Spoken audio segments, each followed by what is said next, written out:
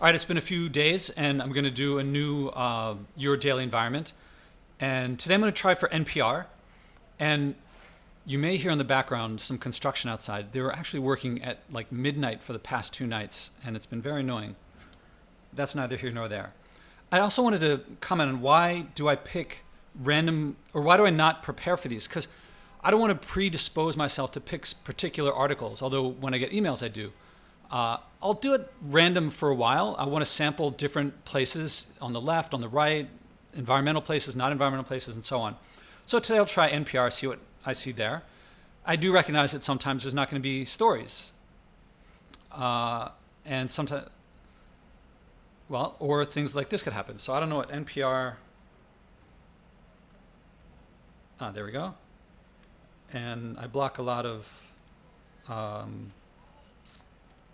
JavaScript.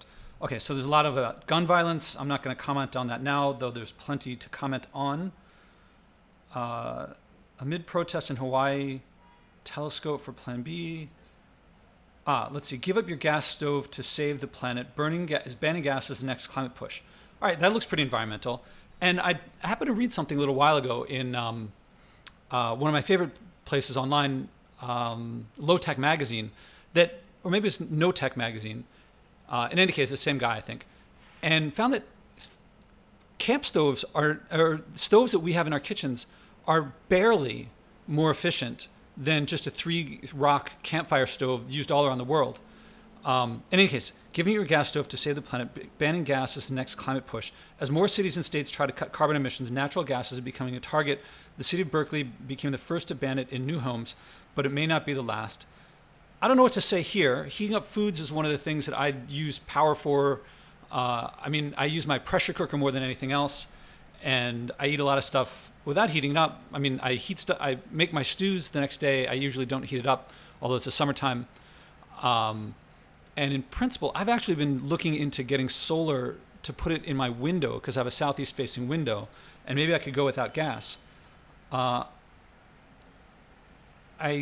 So I'm not sure what to say here. Maybe I'll look at it. So there's a story to listen to. They're banning natural gas. Actually, I will say this. Natural gas, I believe, comes from fracking. Fracking is, it's producing, one of the things I've heard is that it's making the price of plastic is going to drop and the production of plastic is going to go up. And so we can expect whatever plastic you have in your life, it's going to get a lot more unless we do something about it, which is part of what I want to try to do. So here, swapping for electric. If you have electric coming from renewables, this sounds like a move that will help. I guess it's something to electrify. Yeah, I guess I tend to find that using electric can replace a lot of what we use gas for. And a lot of fracking, a lot of natural gas, I believe, comes from fracking, which I'm not a big fan of. New York State makes it not allowed, and which is lucky because, or not, the result of a lot of work, not luck, because some of the chemicals in there, if that were to leach into the groundwater and that were to lead to New York City, that would be a big problem. So trying to read and speak at the same time, not much I can say about this, except that if we're switching to electric, then I do prefer that if that pushes us to more solar and renewable powered. But all of this is in the context of less stuff, well, see, heating food you can't really do that much less of. Certainly fewer people if we have fewer kids. And the population, I think, all the signs that I'm aware of say that we're over capacity, and that reducing the population by having fewer kids, people die off naturally. We don't have to lower the population actively that way. That, I think, is by far the most valuable thing that we could do. A lot of stuff on terrorism. Feeds a climate of fear. That's not our climate. Brazilian drug trafficker. Okay, that's not us. Losing the eternal blue sky in Mongolia. Its environment population are enduring major shifts in the country as it goes big on mining and the effects of climate change. Oh, photo essay. All right. So let's see, Mongolia. And this is like, I believe that this is a picture. I see some smog here. I'm not sure if it's showing up on your screen, but it looks pretty bad. This is a place that's like far from major industrial centers, although maybe it is some kind of industrial center, but it looks pretty polluted. And here's what I don't get. People look at this stuff and say, oh, it's so horrible over there, or that's too bad.